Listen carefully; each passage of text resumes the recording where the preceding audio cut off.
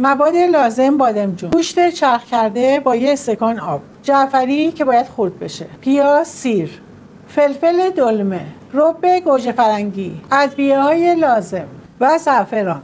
داخل گوشت کمی آب می‌ریزیم که حالت دوندون بشه. میذاریمش کنار. جعفری رو خرد میکنم.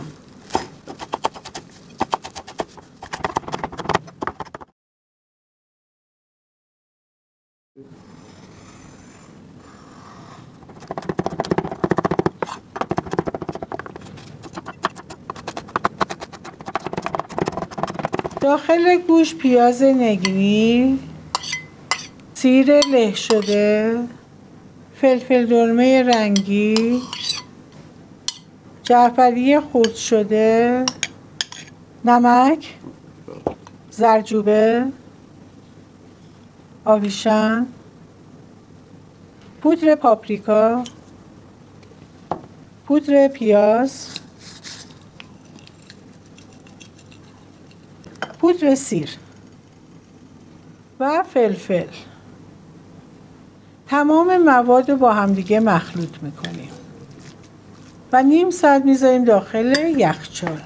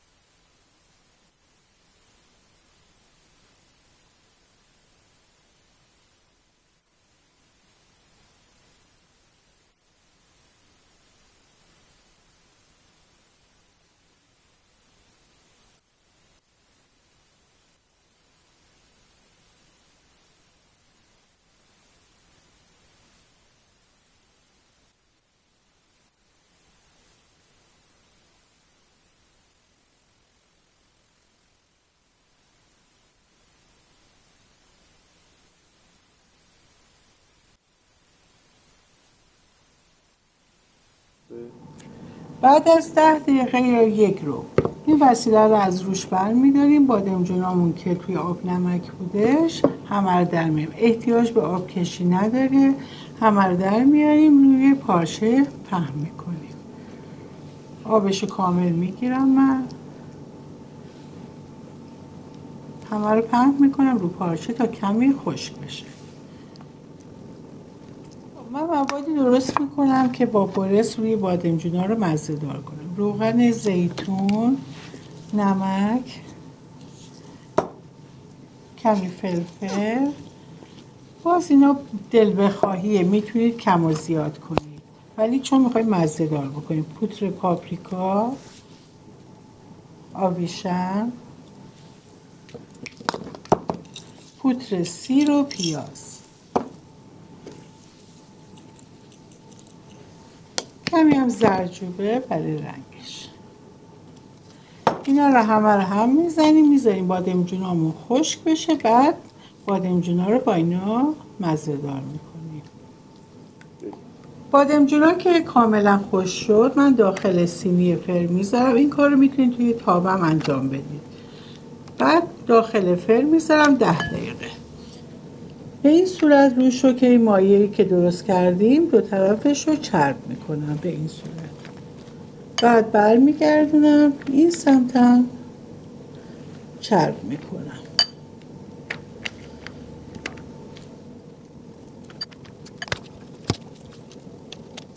داخل فری که از قبل گرم شده به مدت 10 دقیقه تا 1 ربع روی حرارت 170.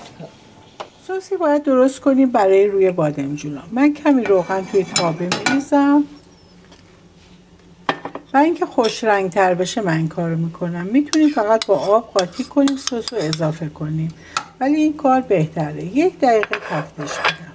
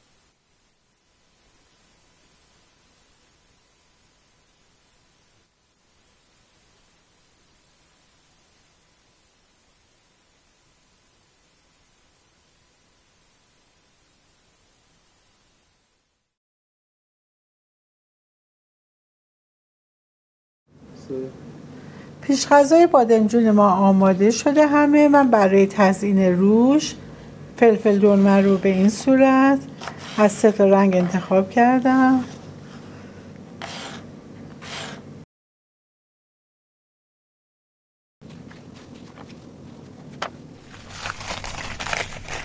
داخل سینی فرم همه رو چیدم، تزیینم کردم. از این ظرفای فرم میتونید استفاده کنید. بعد داخل تابم میتونید درست کنید. من داخل موادمون رو سس پر میکنم، بعد داخل فرم میذارم.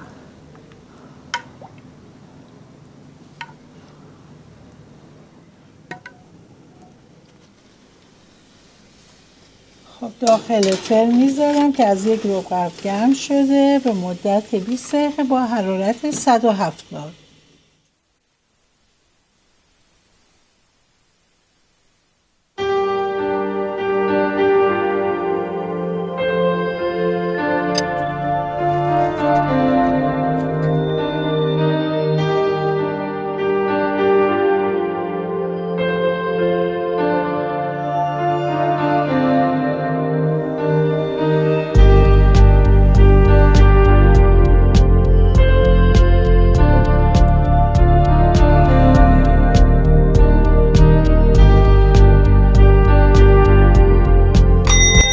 پیشغذای خوشمزه ما بادمجون مغزدار آماده شده که مناسب مهمونی‌های شما هستش.